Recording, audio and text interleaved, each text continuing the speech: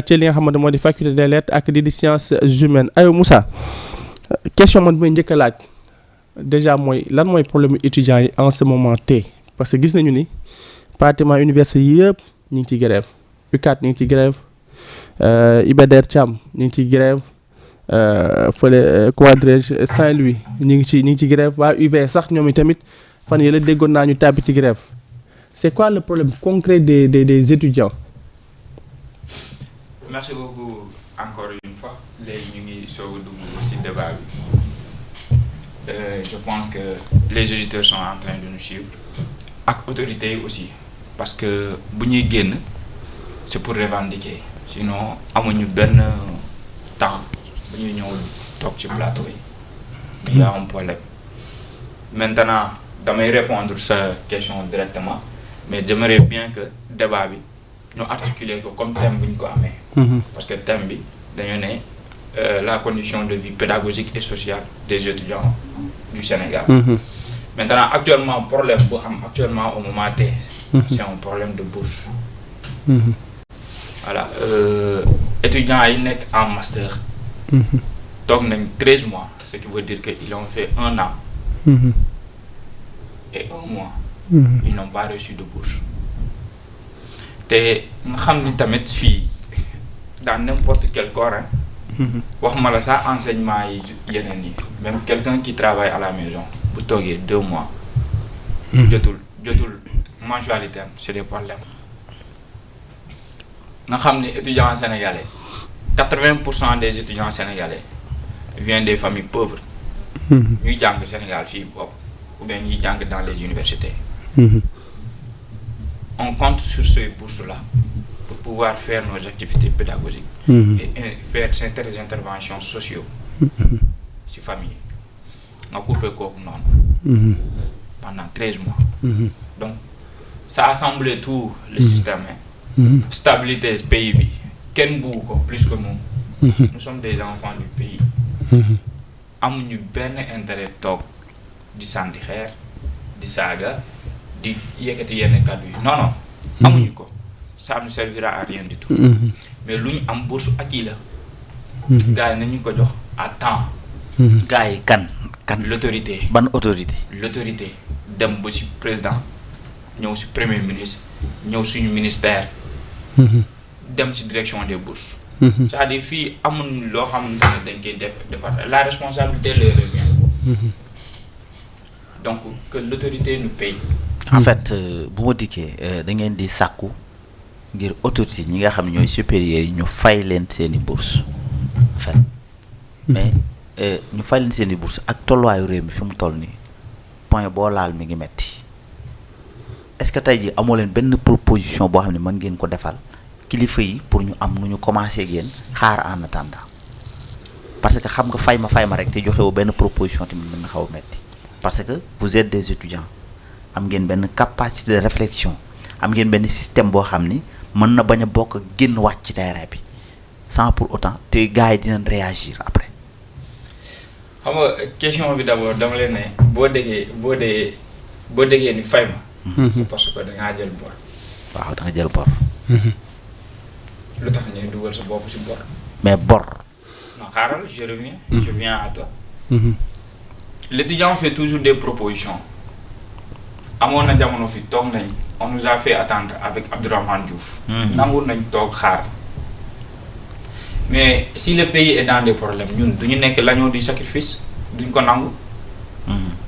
Est-ce que ministre bu génn def communiqué am moom mensualité am jotu ko. Est-ce que député yi dem ci nekk ci assemblée ñoom seen mensualité jotuñu ko. Et pourtant est-ce que ñoom seen doom yi ñu ngi dans les universités comme nous. Si leurs enfants étaient là comme nous lu ñuy wax duñ ko wax. lu ñuy def duñ ko def. C'est-à-dire ce qui est malheureux xam nga la président du Sénégal actuel. ancien étudiant la. Le premier ministre. Ancien étudiant la. Ministre de l'éducation. Ministre de l'éducation actuel wax ma la ancien étudiant professeur la suñu université fii UCAD biologie. C'est-à-dire lu ñuy def yëpp ñoo ko tey. C'est pas parce que ils ne sont pas au courant des informations. mais ma dikkaat ci benn question. est-ce que xam nga ni tey jii nguur gi bu amee doole ba toog fi mu toog tey c'est grâce à vous les étudiants. donc au minimum de reconnaissance. xaaral tuuti ma ñëw est-ce que xam nga ni barki Demba Ndiaye fii laa toogoon ci plateau bi ba étudiants yi grève ma ni 2050 soriwut. ndax ñun ñoo leen joxoon réew mi. bàyyi nga xel loolu est-ce que. effectivement. ah. yéen étudiants yi Ousmane Sonko biñ ko convoqué mu war a wujj fan la waxoon fa lay jaar fan la bëggoon jaar. buntu université. lu tax mu bëggoon fa jaar. c'est pour yow laa laaj de lu tax mu bëggoon fa jaar. parce que étudiants yi la. yéen a ko mënoon sauver keroog. effectivement. yéen a ko ci mënoon génne moo tax mu ni par A ou par B fa lay jaar. ma jaar VDN. ba jaar feneen. léegi ñii fi toog tey yéen a leen dooleel yéen a leen samp dama laa poser question la maanaam est-ce que yéen a ngi doon xalaat à l'avenir lii am situation bi. ça a été toujours comme ça hein. démb texte boobu laa bind sama statut. effectivement. on a toujours été déçus dañuy gis benn leader ñu gëm ko mu ñëw proposé wuñu parce que ñun tamit dañoo am secteur c'est-à-dire lu ñuy dund suñu secteur la. da ngay ñëw nga def ñu proposition ñu gëm la si loolu. xam nga avant les réalisations moom il faut forcément nga espérer na. te nit à la limite si espoir lay dox. muy depuis ça commence avant hein. parce que boo xoolee problème bu chaque gouvernement bu ñëwee fii nii étudiants yi dañ koy xeex. amul gouvernement bu toog fii bu ngi génne étudiants yi defuñu. jàkkaarloo ak yow dëgg. mais pourquoi pas régler le problème d'une manière définitive. nañ oser benn gouvernement ñëw jël le problème au sérieux mu régler ko mu régulariser lépp ñu dem ñu xool bu dee étudiants yi dañuy def perturbation ou pas. on a toujours espoir des gens des autorités viennent des leaders viennent envers nous toog waxtaan ñoo am espoir si ñoom dënk leen le pays. Et il vient faire le contraire. Comme je l'ai dit, ce qui est malheureux, c'est que nous, on a... waruñu leen wax situation bi parce que bu ñu nekkoon étudiant dund nañ ko. xam nañ très bien lu ñuy dund. peut-être actuellement suñu situation moo gën a difficile ñoom dañuy toog seen plateau ne les conditions sont bien améliorées mais ils ont les chiffres. Université Cheikh Anta Diop bu ñu ko defaree on a construit l'université pour combien d'étudiants et aujourd'hui il y a combien d'étudiants. damal Saint-Louis damal Ziguinchor damal Bambey. yëpp fees. mais université dañoo fees. mais ñoom lan lañ mën a def à travers ça. il faut pas que ñu toog imaginer période bu ñu nekkee université ñoom bu jël photo tey bi collé ko loolu noonu c'est pas comme ça que ça se passe. les réalités changent. les chiffres augmentent chaque jour. il y a trop de problèmes. te ñoom xam nañ ko. parce que bu ñu soxlaa fii nii yàggul autorités yi yëpp fii la ñuy jaar.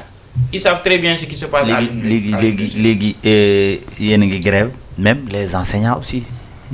ay SAEMS ay ñeneen gars yi ñu ngi ci grève bu métti. xam nga ba xam yaa ngi ci bàyyi xel wala. léegi yéen lan mooy seen plan B actuellement. barki dem la suñu autorités yi suñu représentants yi toog avec les autorités. le collectif des étudiants. am na ñu nekk Ziguinchor kii Saint-Louis. UCAD suñu bës yi toog nañ. mais le communiqué que ou bien la réponse de l'autorité aux étudiants. je dis pas que c'est concevable mais manque de respect la. lan lañ wax lan lañ tontu lañ leen tontu. ñu ngi leen wax pour ñu fay ñu. d'abord ñu commencé di ñu ne mënuñu fay. tout ils vont essayer de payer une partie couper mensualité étudiants yi xaar ba ñu inscrire dugg ci nouvelle année pour soog a fayaat. mais loolu kay pexe la moom ban tour ngeen ko jox.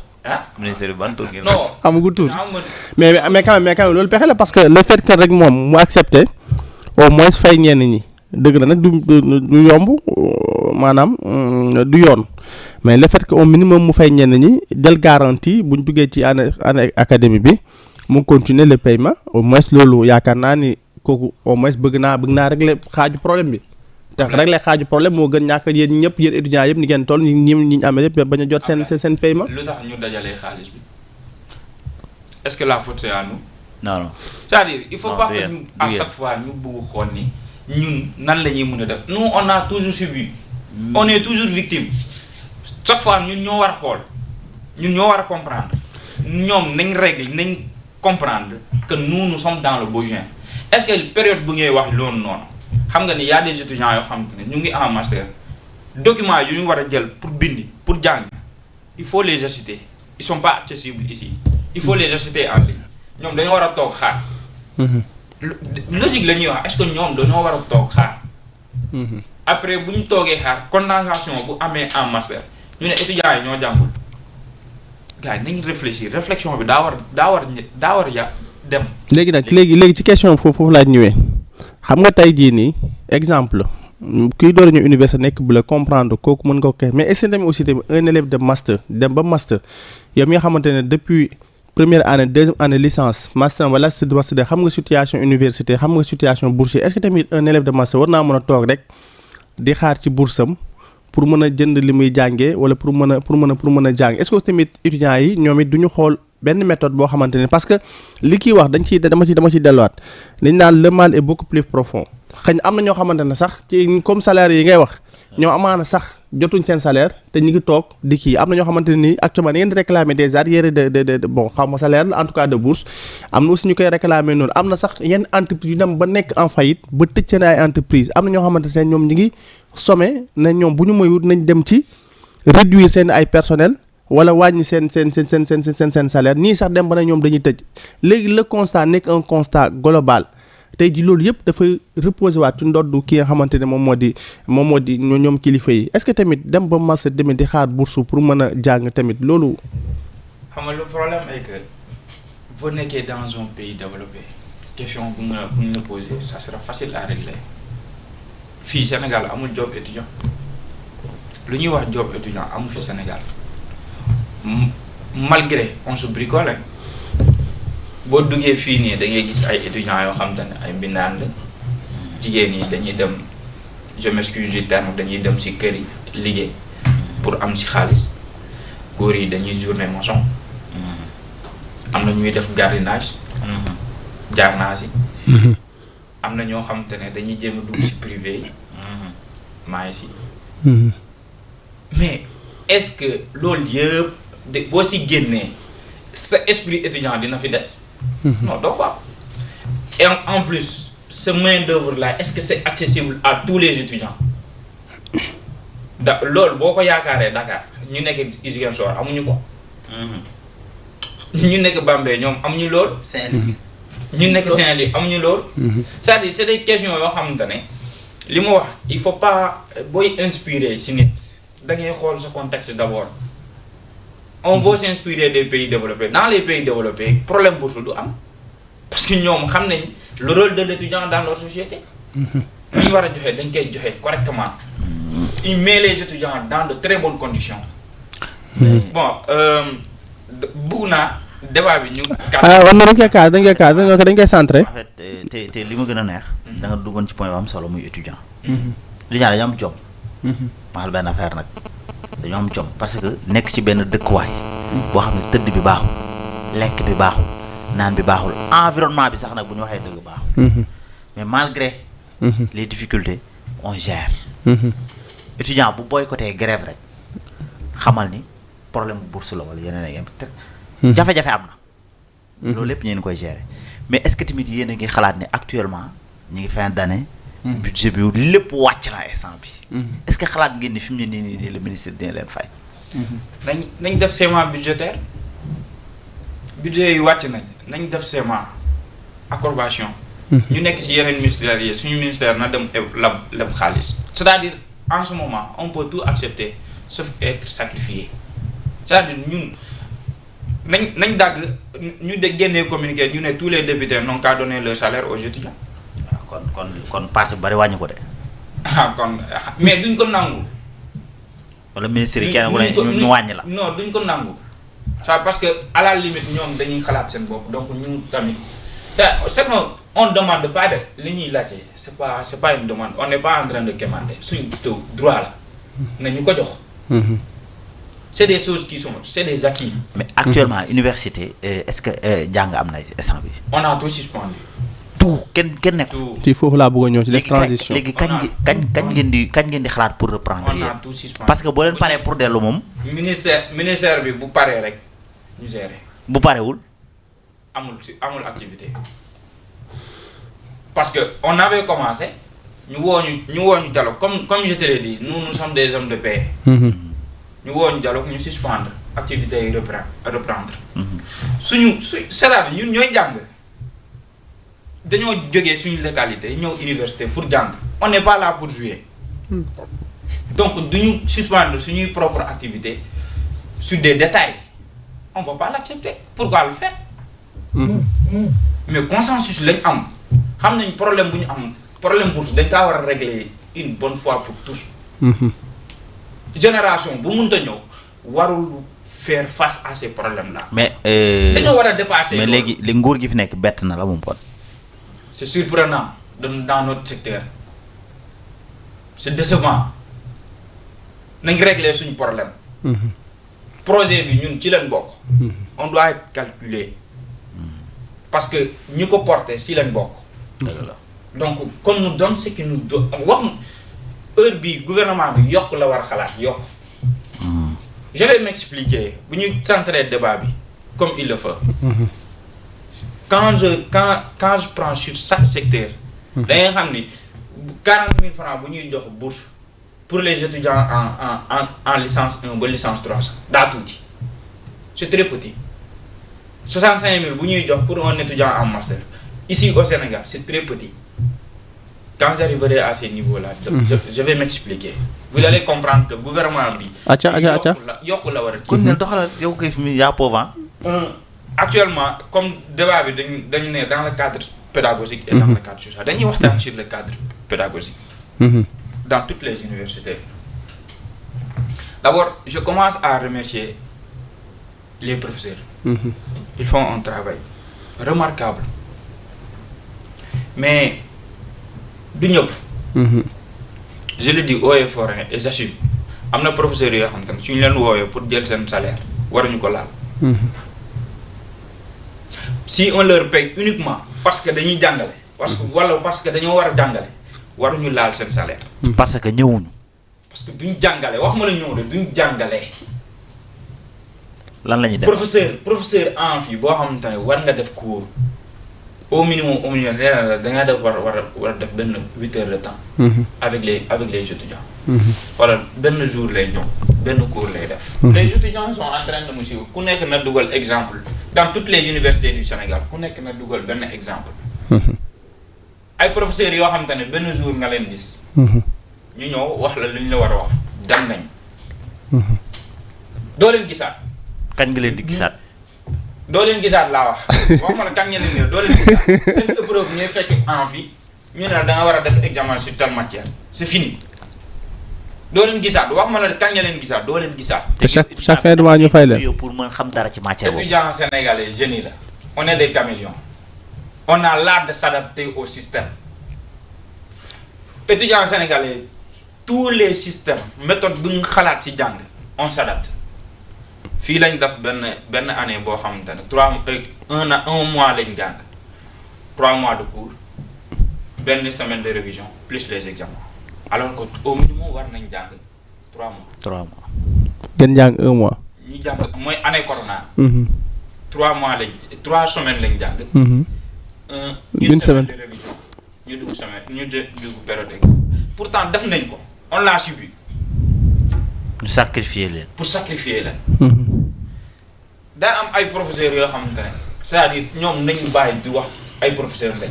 ils sont à l'université dañoo am grade bi ils sont dans leurs propres affaires seen business boobu lañ nekk mais nekkuñ di jàngale. mais xanaa yéen loolu dénoncé woo leen ko au minimum seen ministère ngeen ne par exemple yéen professeur telle matière wala telle filière nangam vraiment vous avez du mal parce que moom du def couram carrément en plus kii ko nu ko sax kii bi ñuy wax naan jubal jubante bi xanaa dafa yegg seegul ci université bi. Ablaye professeur université c'est un roi. roi laa dégg de. professeur université c'est un roi c'est-à-dire boo jëlee ci texte yi ñoom ils ont toujours raison. ils se basent sur tous les textes pour avoir raison. je continue sur le côté pédagogique. Dañuy ne y a beaucoup de nombres. Mais bu ñu nee nombre yi les amphis actuellement on est à combien? Comme li ma la wax, si on veut s'inspirer des autres universités, jëloo sa réalité réew bi en compte, tu veux t'inspirer sur les autres universités, les pays développés. Ñun benn amphi da ngay foofu noonu au minimum 900 étudiants. Am na ñoo xam te ne si suuf la ñuy jàng dañuy toog téye seen cahier pour mën a bind parce qu'il y a pas de place. Nañ yokk amphithéâtre yi. On est sur le volet pédagogique, des problèmes yu ñu am. Je parle pas de l'UCAD, je parle du Sénégal en général. Salle de TD nañ ko yokk. Am na yenn secteurs yoo xamante ne laboratoire yi ça doit être plus enrichi. Tu pars dans un laboratoire d'archéologue. Microscope sax doo ko fekk. Te yow da nga am ay données. yoo xamante ne war nga ko étudier. Parfois da ngay obligé jël say données yi envoyer ko dans d'autres pays. Alors que ñu ne fii am nañ laboratoire. Gars yi nañ investir encore plus on en a besoin. wax ma la ñu dem ci secteur privé dans les universités publiques laa wax nañ investir foofu noonu. On a besoin de ça. nga jógee ci côté boobu noonu ñëw la lenteur administrative problème bourse yëpp foofu la. Ñun dañuy jàng pour nga am ce certificat d'inscription problème pour ñu enregistrer la ci plateforme c'est tout à fait un problème. Un étudiant a besoin de s'inscrire ñu envoyer la note, tu n'es pas encore autorisé à s'inscrire te fekk ni yow pare nga sa année bu yàgg ñu war a régler ñu ngi foofu noonu kenn xamul lu ñuy def c'est-à-dire loolu yëpp boo ko cumuler ñun ana suñu faute dans ça. L'étudiant, où est la faute de l'étudiant dans ça? Amul. On n'est pas fautif. Loolu yëpp question administration ñun qu'est-ce qu'on peut faire? Mënuñ def dara. C'est à eux de régler ça. Étudiant promo bu pare bu ñu la joxee dossier bi enregistré ko très vite ñu envoyé ko direction des bourses ñoom lu ñu war a def ñu dugal ko ci plateforme mois bi bu paree rek ñu fay. Tout court. nga jógee ci loolu noonu ñëw sur une chose yoo xamante ne je déplore. Très rapidement. Tu vois des après les examens ñu war a corriger xam nga université amul recorrection. Amul recorrection de copie. waaw ñu corriger waatal la. Non loolu amul université. bu ñu la xasee corriger rek moom c'est fini même bu fekkee juum nañu y a eu des erreurs amul. non professeur bu la ko defee xamal ni. te yow amoo droit réclamer. prof TD la. xam na ses étudiants xam na la capacité des étudiants bu ko neexee laa wax de mu def ko. bu ko neexul bu amee jot bi quoi. voilà bu ko amee jot. te mu sa jot quoi. mais ce qui est plus malheureux xam nga lan la dañ leen ne tu as le droit de consulter tes copies. Consultation copie xam nga boo demee consultation mooy nga xool lu doxul quoi. nga jéem ko remédier. Mais da ngay gis un étudiant qui part consulter sa copie ñu may ko benn 7 wala benn 6. amul appréciation. C'est-à-dire yow duñ la wax lan mooy problème bi sujet mal compris trop de fautes doo ci am benn appréciation ñoom collé nañ la note pare nañ c'est fini. ñëw rek may seet rek dem. jeex na non ce que je dis si c'est pas vrai les étudiants sont en train de me suivre. si gars ñu ngi lay suivre bu baax. gars ñu ngi lay suivre. ñu lay bàyyi xel la. bu dee c'est pas vrai nañ ko signaler il y a beaucoup d'étudiants yoo xamante ne dañuy cartoucher sur ces détails là. sa copie réer na sa copie examen réer na. nga woo professeur bi gisu ko. pour ñu régler la ko c'est tout à fait un problème. bu dee module kese moom module boobu kese moo la des te yow section rattrapage nga ne. tu risques d'être cartouché. dëgg la nga dem ñibbi. professeur encadreur yi da ngay ne kii mooy sama professeur encadreur pour nga gis ko c'est un problème. dañ lay jox rendez-vous nga ñëw mu ne la non je suis occupé encore mais nous on fait partie de leurs occupations. Effectivement. nit moom boo jëlee responsable ba nga ne je vais t'encadrer nga engagé si. je pense que war nga ko assumer. mais comme je l'ai dit l'étudiant sénégalais est un génie. benn canevas la ñuy jox ñu topp loolu noonu. ba génn si après tout le gouvernement ne veut pas nous donner ce qui nous revient de droit c'est trop. nañ wax dëgg l'étudiant sénégalais n'est pas fautif on a l'art de s'adapter comme li nga wax xam nga kakataan la ñuy wax en wolof. Nous sommes des caméléons. On s'adapte à tous les systèmes et très solidaire. On est très solidaire. dëgg la étudiant. Gaston Berger dañuy am problème UCAD jóg ànd ak ñoom UCAD dañuy am problème Gaston Berger jéggi ak Ziguinchor day am problème Bambi jóg ànd ak ñoom on est très solidaire et on va toujours rester comme ça. On n'est pas fautif lu ñuy wax yëpp question yu ñuy dégage yëpp. léegi fi mu ne yow wax exact parce que dama bëgg mu leeral kañ ngeen di reprendre parce que nag. non heure bi man mun ma laa wax kañ la ñuy reprendre ça j'ai été très clair. kon daal cours du am université moom. cours du am université en tant que le problème n'est pas résolu wala consensus amul entre les autorités et nos représentants. collectif bu génnee léegi nee ñu on a eu un terrain d'entente avec les autorités ñu arrêté parce que ñooñu malgré que nous tous nous sommes des délégués mais ñun ñoo leen yoon. On croit en ce qu'ils font. Voilà, parce qu'on pense qu'ils vont jamais nous traiter. D'accord. Kon yéen au-delà ci bourse yi li nga fi énuméré sont des problèmes yoo xamante ne ñu ngi fi tegee. Et ça perdure quoi mi ngi. Axe pédagogique lii ça perdure toujours li ma la wax c'est les actualités. Les étudiants sont en train de préparer la section de rattrapage am na ñoo xamante ne premier semestre seen consultation copie ak détails yu may wax yëpp bu dee du dégg rek nañ ma ko. non gars yi ñi lay suivre actuellement ñun ñëpp. yow la ñu ànd. ñu ñëw si volet social. Sur le cadre social. Bon, cadre social, d'abord. Je vais commencer par les choses préliminaires. Les efforts sont en train de te fournir parce que moi, si je réclame, je vais reconnaître les efforts que je fais. Oui, des efforts sont en train de te fournir. Je prends l'exemple de l'université dans laquelle je suis. UCAD. Il y a un effort qui est du côté social. Extension, qui est comment restaurant. Je suis d'accord. Il est en train de faire un travail. Et il est courtois. Il va sur le terrain. Avec les étudiants. Mais il y a toujours des manquements. Nous avons aussi côté, d'abord, les pavillons. Mais nous avons des chiffres. Ils ont les chiffres. Ils savent très bien qu'à l'UCAD, ou bien dans les autres universités comme Saint-Louis, capacité tabac pour les pavillons, nombre de monotul gel. Étudiants. Donc, et ces travaux-là, les étudiants ils n'ont pas accéléré. Mais est-ce qu'il y a un espace où on a yoké? Si. Gars, ils ont tabac ci kaw. Dañ ko yok. C'est-à-dire, ces travaux non, ñoo lent. Ben pavillon bo xamantene 4 pavillons bo xamantene mën nga ko tabax pendant 1 an au maximum ou bien durant 1 an au maximum. Ñu tok 2 ans, 3 ans pour ay pavillon. Et s'il vous plaît, vous n'y. Te li gëna grave mooy chaque année boo toog étudiants yi gën a yokk. ñuy gën a yokk.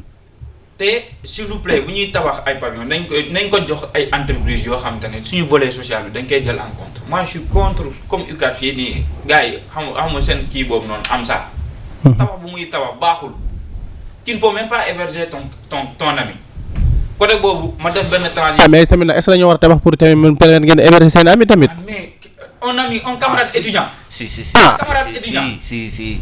Mais buñ deful loolu nag am na ñoo xamante ne duñ jàng. Mais am ñoo xam duñ jàng yow sooy. Point A point B lañ am seen dëkk la ñuy jógee. Wow. ñëw directement UCAD. Ah non. UCAD bu tëjee dañuy ñibbi. Faaw ñu héberger la wala Ziguinchor la ñuy jógee comment dirais-je Tamba la ñuy jógee dem Ziguinchor bu tëjee ñu ñibbi mais boo deful hébergement ñooñu noonu ça y a quelque chose que je veux signaler sur ce point déjà na dem waxtaan ak waa Clodel fii UCAD. Clodel lu fa dem lu fa nekk waxuma la c'est extrême c'est de la méchanceté expression boobu laay employé. Clodel il permet même pas aux étudiants qui sont qualifiés pédagogiquement ñu héberger seen xarit te ñu xam ni boo xoolee le nombre de pourcentage bi nekk université entre les filles et les garçons les filles sont plus nombreuses. Sénégal xale jigéen dañuy jàng. Très rapidement.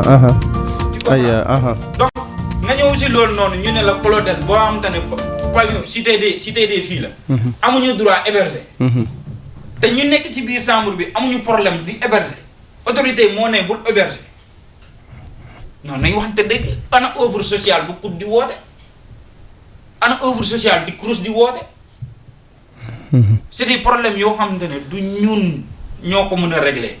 Et pourtant parfois dañuy bagarrer sax ak vigiles yi si loolu noonu parce que damaa bëgg héberger du ma héberger damaa bëgg héberger doo héberger. day am soog te ñun ñu nekk si biir chambre bi amuñ bañuñu loolu à quel point ñu koy def. c'est trop c'est-à-dire problème yi. mais hébergement boobu tamit lañ ci bañ aussi est-ce que tamit du doon un nom pléthorique par exemple nga dama héberge sa benn xarit mu ñëw après keneen ñëwaat dem ba yow nombre bi ki ne. parce que xam nañ bu ñu deful loolu noonu am na ñu dul jàng c'est-à-dire suñu réflexion comme je te l'ai dit les étudiants sont très solidaires.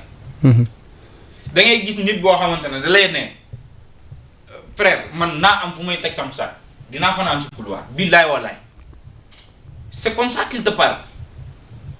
surtout yow boo amee fi ngay teg ba sa benn mère gàddu si suuf si chambre bi ñu nekk si chambre bi ñëpp d'accord nañ après autorité yi non c'est pas permis après ñuy dugg si pavillon yi di génne ay étudiants après suñu defee problème ak ñoom ñu ne ma étudiants yi ñoo bëri problème lu seen yoon ci loolu non seen yoon nekk si on est d'accord ñun ñoo nekk si chambre bi on est un nombre de 4 on est tombé d'accord 4 personnes yi ku nekk mun na jël benn nit mu nekk 8 ñun d'accord nañ dëkk ak 8 personnes lu seen yoon.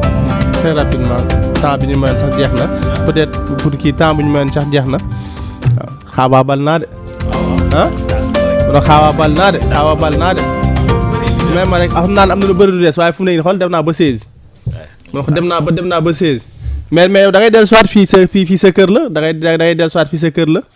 fu nekk yow li nga développé nii rek xam naa leen loo ci yokk sax damay ragal mu est-ce que plateau bi d'expo parce que le volet pédagogique bi li nga énuméré rek déjà bari na ci bari yoo xamante ne ni nit ñi xamuñ ko woon. pour la question des bourses comme foofu lañu commencé loolu mooy actualité générale bi. donc gars yi nañ fay étudiants yi. effectivement y a pas de midi à 14h on ne cherche pas d'autres problèmes. nañu fay. suñu xaalis la. ñun ñoo ko moom. bu dee problème xaalis am na. eux ils sont les autorités ils devraient montrer d'abord le bon exemple. donc bépp ministre nekk fii nii débloquer salaire am tel million ñu jox ko bu étudiants yi. parce que on apprend pour le pays. d'accord bu ñu exceller dans les autres pays. ou bien gagner ay concours. titré. Sénégal la ñuy représenter. c'est vrai donc ci côté boobu noonu gars yi nañ si bàyyi xel. L'étudiant n'est pas une mauvaise personne. On n'est pas méchant. On n'est pas contre le développement du pays. Parce qu'on œuvre pour ça. Donc gars yi nañ jël loolu noonu en compte le gouvernement n'a qu'à prendre ça en charge. incha allah rabbi merci beaucoup Moussa Keita yaakaar naa li mu fi développé am na solo donc wax na les problèmes des étudiants mais aussi tamit indi na li solution Alaaji Pape. di ko jaajëfal di wax ni gars yi nañu gaaw saafara seeni problème parce que réew mënut a développer sans éducation. tey ñoom ñi yor réew mi dañu jàng ba toll fi ñu toll. kon nañu fulaal éducation santé ak yeneen d'autres secteurs. rawatina éducation ak problème yi dund vraiment metti na. di wax ni yàlla na ko yàlla saafara lépp. ba ngeen delluwaat jàngiwaat à l'école. di wax ni gars yi bu ñu bañ hébergement bi parce que mënut a ñàkk. ndax damay xalaat man jot naa xam lu baree. ndax gëstu naa ci lu bari am naa sama frère yoo xam ni amuñu woon chambre en fait day am ñu leen héberger. pour ñu mën a ñëw nekk Dakar pour jàng pour mën a jàll seen examen. loolu bu amul musiba am. kon Abdoulaye Dieye loolu laay tàgg